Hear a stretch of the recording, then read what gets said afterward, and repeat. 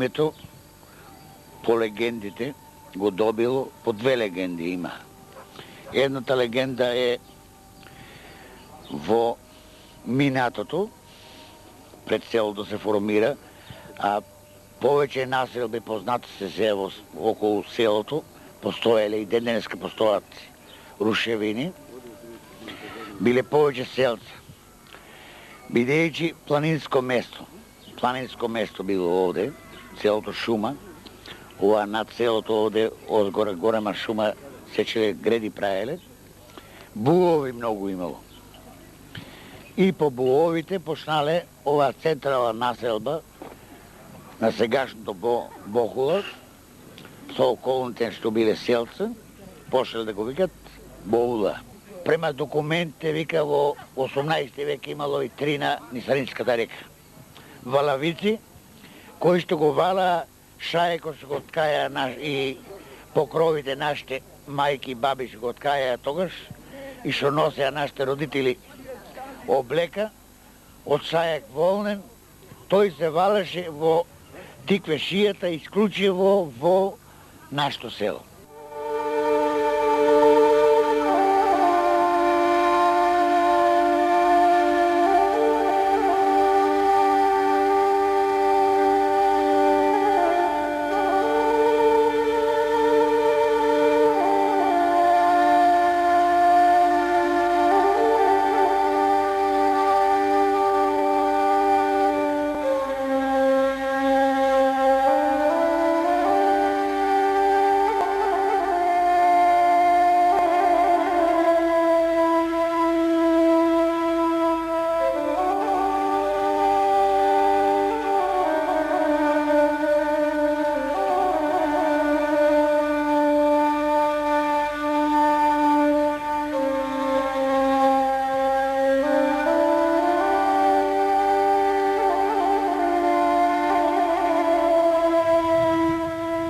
Селото Бохула се наоѓа во општина Конопиште и со своите 100 куќи со право го носи епитетот Конопишка убавица.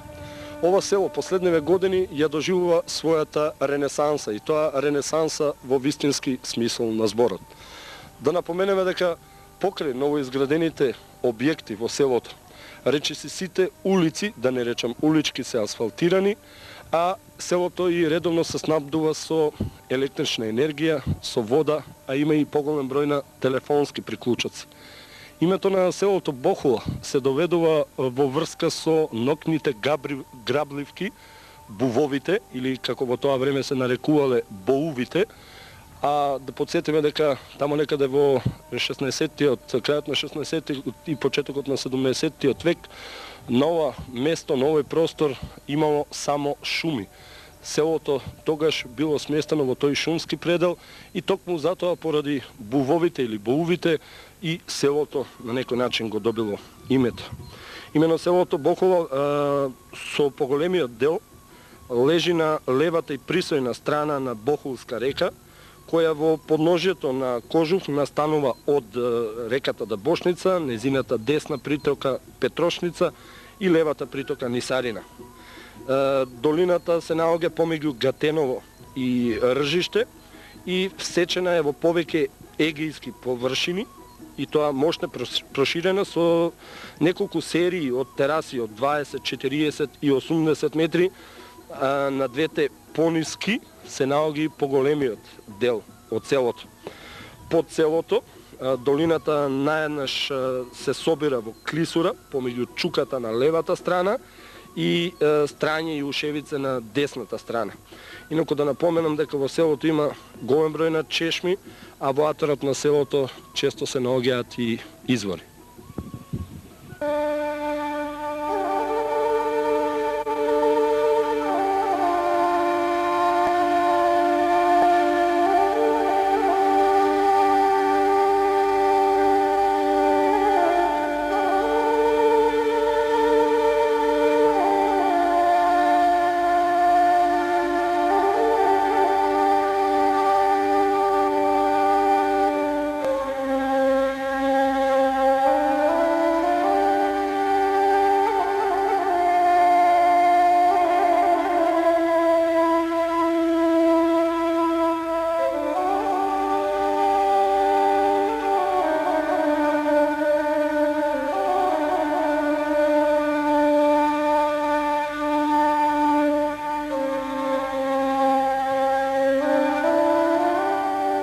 Во центарот на Бохова го најдовме и Чикористо Јованов, за кого ни рекоа дека на некој начин представува и живата енциклопедија на Бохова, буквално ги знае сите оние историски податоци, па еве ќе ни помогне малку и пошироко да се запознаеме.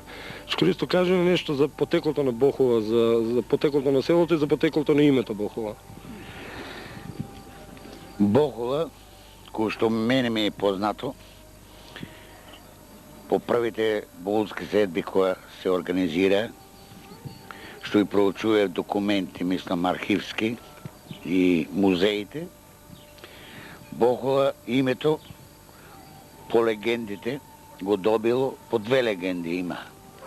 Едната легенда е во минатото, пред селото се формира, а повеќе населби познати се околу селото, постоеле и денеска постојат рушевини, биле повеќе селца.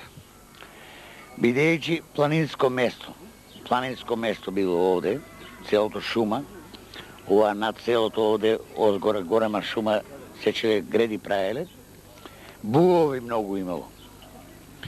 И по буовите почнале ова централна населба на сегашното Бохова, со околните што биле селца, почнале да го викат Боула.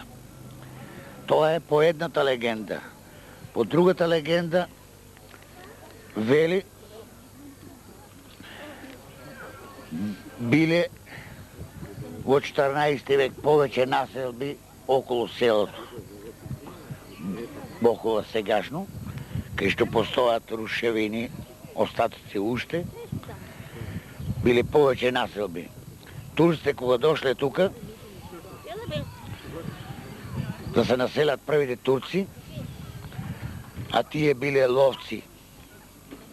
Дошле тука на лов, а бидејќи е планинско место, со реки, со ливади, лов имало многу и дошле тука турците и се населиле. И така почнали да се населуват и турци, меѓу нашите.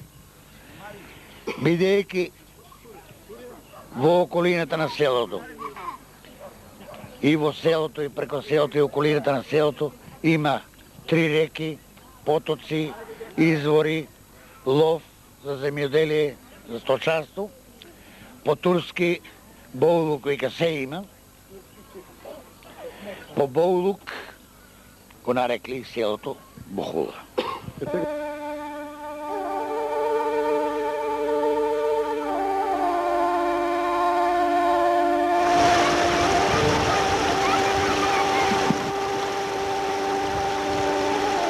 Боховска река, рековме дека го дели селото Бохово на два дела. Реката е чиста, студена, идеално место за одгладување на риби, а селаните велат дека некогаш овде успевала и пастрмката. Да напоменам дека во разговор со селаните дознавме дека некои од нив веќе се на размислување да почнат и со мрестење и одгледување на риби овде во селото. Нормално сето тоа добре дојде ќе им дојде на селаните, а и на самото село. Да напоменам дека некогаш на Боховска река постоеле 5 воденици, 4 валавници и една шарлагарница. Реков дека селото Бохова со Боховска река е поделено на два дела. На десната страна од реката се наоѓа спротивно мало, во една рамна тераса од 20 на метри. Останатите делови од селото се наоѓаат на левата страна. Средно мало се наоѓа во рамнина на две пониски тераси, Бегуловско мало се наоѓа исто така на една тераса од 20 метри, Мањовско, Римишевско и Дисанско мало се наоѓаат на тераса од 40 метри. Голчевско или Горно мало се наоѓа на тераса од 80 метри. Со преклопување на овие тераси и мали долини, краевите се разделени по 30, 50 и 100 метри.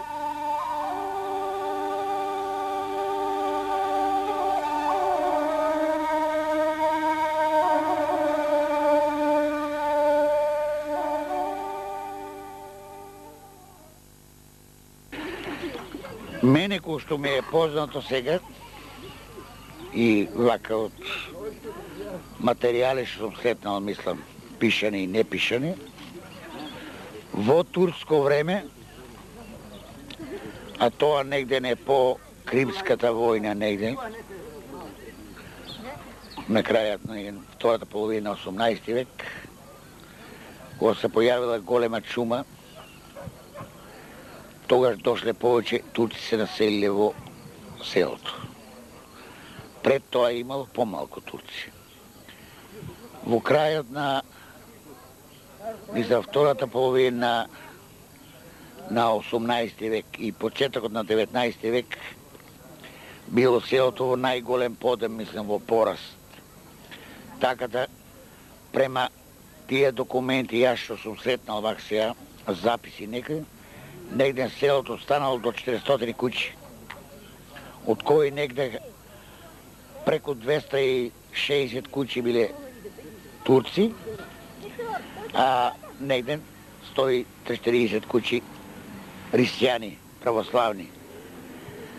Турците го држале централниот дел на селото, а овие православните биле по периферијата вака околу селото.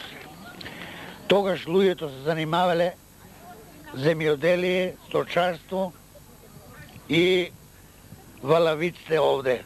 5 валавици биле на ова главната река, на Булската река и на овоја да Бошница што иде озгора.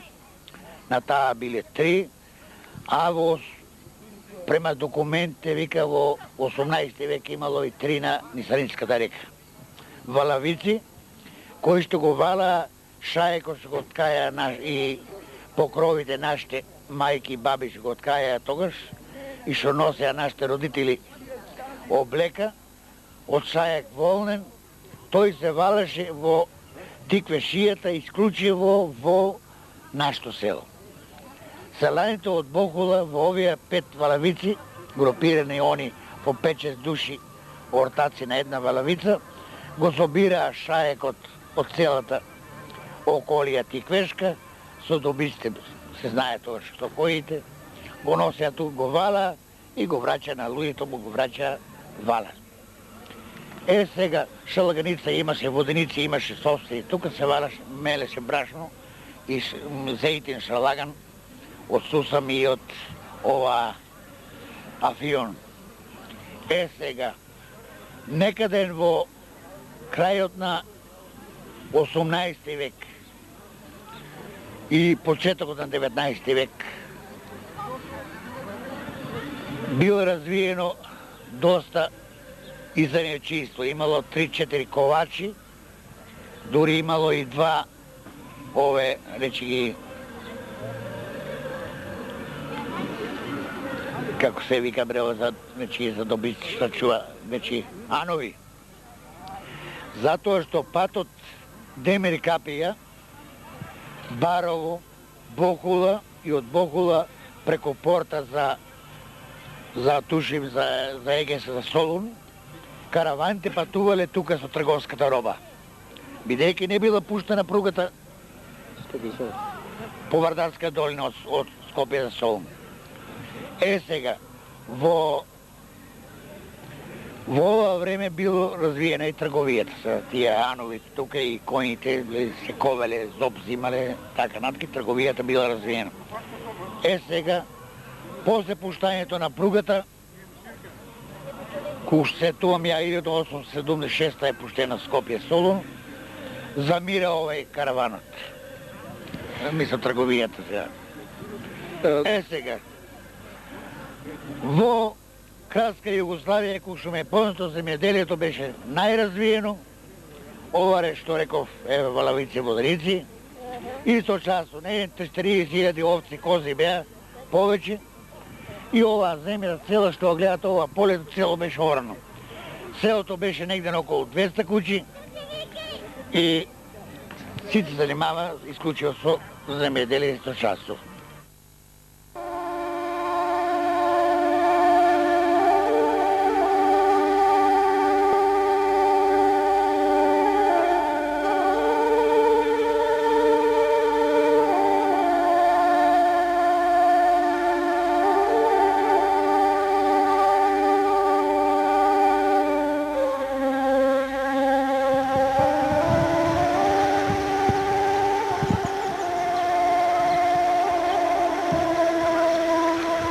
Новоизградените објекти во селото Бохола со својата архитектура и раскошност покажуваат дека тоа не се објекти за една сезона, дека се тоа објекти во кои луѓето кои што ги граделе можеби имаат намера да престојуваат и да живеат.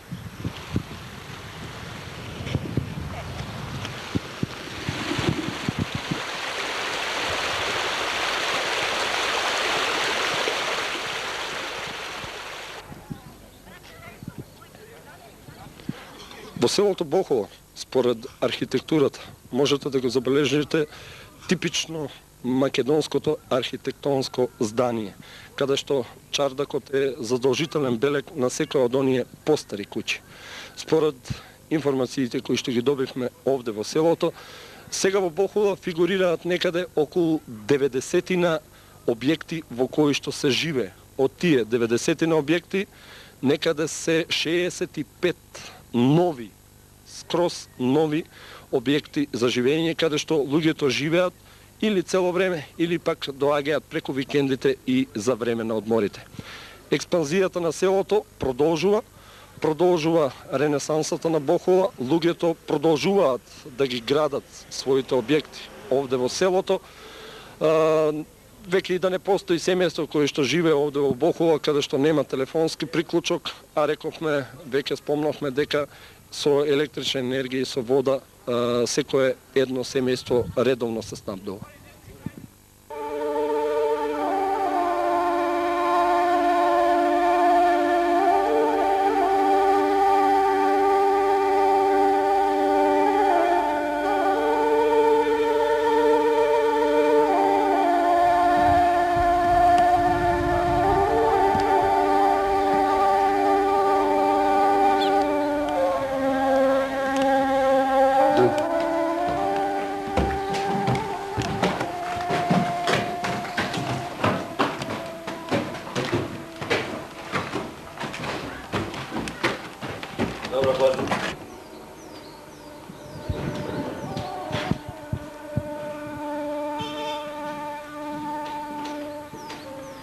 Во основното училиште во село Бохола од поодамна не се слуша ученичкиот джагор.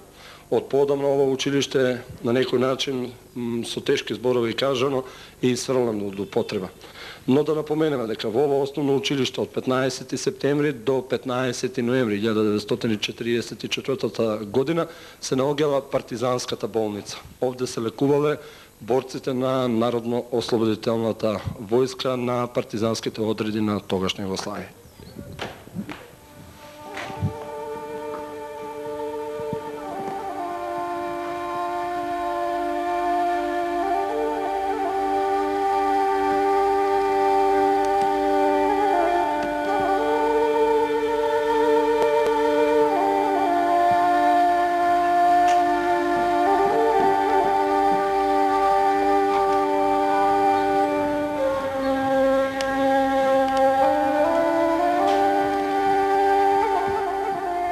Потврда за моите претходни зборови и спомен плочата на основното училиште, на кое што пише од 15 септември до 15 ноември 1944 година, училиштето во Бохола се лекувале борци од НОВ и ПОМ, а раководител на болницата бил доктор Вукашин Попадич со сопругата докторка Миријам.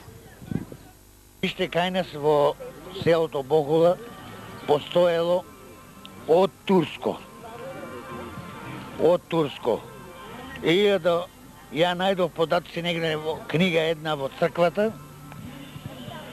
Само не училиште, мислам, во смисол денешно, него полуцрквени училиште, кои што биле сега тие тогашни даскали. Најдов јас податци во црквата во книга, видја во која што пише во црквата, со рачно писмо, во Бохола даскал бил Анев Илија од Бегништа 1871, 72, 73 година. Даскал бил во Бохола. Училиштето било тогаш во црквата. Црквенскиот двор, мислам се. Таму учеле, мислам, не развиено сега во сегашни услови. Помало училиште. Меѓутоа, тоа училиште е 26-27 запалило и од 27-8 година па до негде 35-та, 36-та, без школа било селото, оделе во Чемерско училе, одбола децата. 36-та година е пуштена ова училиште, сегашната зграда. Кошто ми е познато мене, јас учев во бивша Југославија. Тука беа околу 200 ученика во Кралска Југославија, околу 200 ученика беа, 2 учителя беа во ово училиште. Вие колку години бевте учител овде? Јас бев 3 години тука. Ма тоа Поново време. Поново време. Кога школата престана со работа? Сега, јас ова за време ратот беше доста оштетена школа, јас дојдов 57 до 60 бев. Тука имаше 120 ученика, 120 деца беа, наставници беме 20 сега, две комбинирани паралелки, 120 ученика. Сега тогаш за ова време, јас кога бев 57 го реновираме подрумскиот дел што сменете греите, иначе беше на скашување греите готови беа и прозорците и тишлерајот сменете тогаш. Мислам, оставени се штиците, а јас си отидов 60 година и се поправени тие уврска со школата. Сега, 80 година до 80 година живееше и од 80 година е оставено веќе на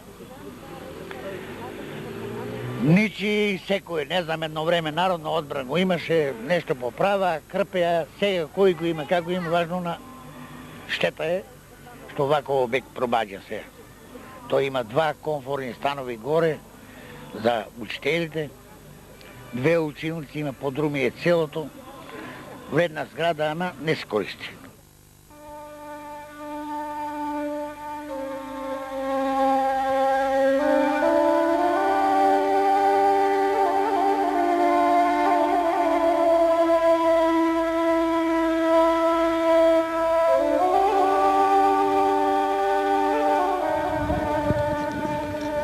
Ново место се наоѓаат и посмртните остатоци на јуначки погинатите борци за време на Втората светска војна. Да споменам дека голем број на жители на селото Бохова учествувале во Народно-ослободителната војна. Токму на ово место лежат остатоците на Андон Крстев, Усин Дивјаков и Елмас Јусуфов, кои погинаа на 24 мај 44-та во борбите против германските фашисти кај рудникот Витолиште, и на Александар Митрев, кој погина во борбата против германците на 11 септември 44-та за ослободувањето на Прилеп. Овој споменик е кренат нормално од Сојузот на борците при село Бохова во октомври месец 1950-та, но кога се зборува за јунаците на селото Бохово за време на Втората светска војна, не смееме да го изоставиме ниту Доне Попов.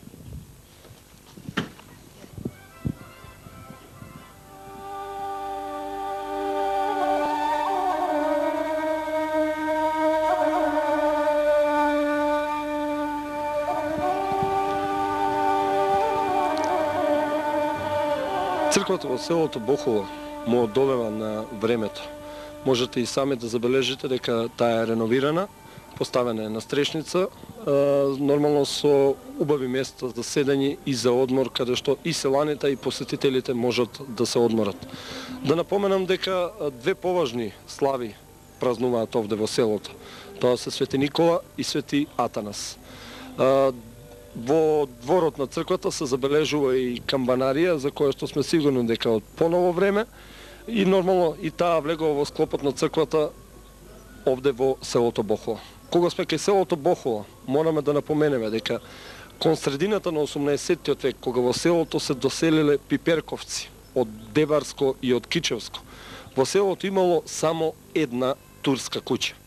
Кон крајот на 18-тиот век, со доселувањето на дисанските фамилии овде во селото Бохова, започнало потурчувањето. Турците прво се населиле во Бегулското мало, а своевремено овде во селото Бохова постоела и џамија. Да напоменам и тоа дека од жителите на селото дознавме дека кога веќе го спомнавме бројот на водениците и валавниците овде во селото, иако во сите информации кои што ги добивме фигурира бројката 5, селаните велат дека ги имало значително повеќе. Своевремено, овде во селото Бохула, од водениците и од валавниците, од бохулскиот шајак, се снабдувало, речиси, комплетното производство на просторите на тогашна Југославија. Бохулци биле прочуени по своите валавници, по своите шарлагарници, по своите воденици. За жал, од тоа минато на селото Бохула сега нема траги. За Бохула, кој што ме е познато мене, за време на турско, чаушите бохулски биле вредни, чуени за турската власт, признати и од целата Квешија. Бохулски чауши, тука бил чумат турски, значи тоа општина. Сега, у ратовите поранешни, сега мислам првата и втората световна војна, балканските војни, исто била општина. Како се менувале властите, мислам србите, бугарите сега сменували они. За време на Кралска Југославија исто беше општина овде, со целата Радња, Страмашево и Чемерско. Тие беа стално под општината. Сега до ратот. За време на ратот, бугарите по окупацијата на 41 на бугарите, општината се преселува во Крњево. По ослободувањето беше месен одбор пак години и преселена е после во Конопиште општината. И во Крњево, мислим и Конопиште. Чекористо, еве за крај да ни кажеш нешто и за црквата во селото. Јас колку што чув некој податок, таа е 100 и кусур години стара. Колку е точно стара црквата овде во селото и како се вика црквата? Црквата наша е Свети Атанас. Уствари тоа е селската слава на селото. Сега ова нашите средби што ги правиме, ја уште првите средби кога ја правеа нешто му замерува на нашиот иницијативен одбор, требаше да го правиме на 15 мај. Бохулски средби да биде. Тоа уствари и селската слава е на Бохула. Свети Атанас, летен. Меѓутоа, првите бохулски средби 5-16 години, так се реши иницијативниот одбор да го правиме 1 мај и 2 вика празници, најубаво, и се слават. Наша црква е Свети Атанас. Таа, да не грешам сега, оти гледав едно време податци, негде не, ако грешам, нек ме дешават сега историчарите, 1873 година е граден. Кога бил Анев Димитар, овај даскал од Бегниште. 1873 година е пуштена, мислам, осветена сега натре, насликани и така. Тогаш е пуштена. И постоje црквата од тогаш. Таа е Рисијанска црква, тоа е долу во центарот, а овде, на сегашниот дом, сега што е, мислам, ова дворот на домот, десна страна овде кај што автобусот стое, тука имаше џамија. Џамија, викаме ние турска, без минаре горе, високо, меѓутоа џамија беше и тука се клањаа турците. Сега имаше и 2-3 гроба, кој што паметам, по сегашниот двор, ама тоа, кога се расчистуваше, се расчистија готово нема. Гробишта има, Бохула, бидејќи било големо, рековме се, две гробишта има. Едни се горните, од средината на селото, во горниот дел се овде, а долниот дел селото има други гробишта од селото на север. Тие не се во употреба сега, меѓутоа постојат две гробишта. Рисијански и постојат турски или муслимански гробишта, тоа е на југ од нас е тоа на 500 метра ова, ева тумбето на горе, тие се турски гробишта.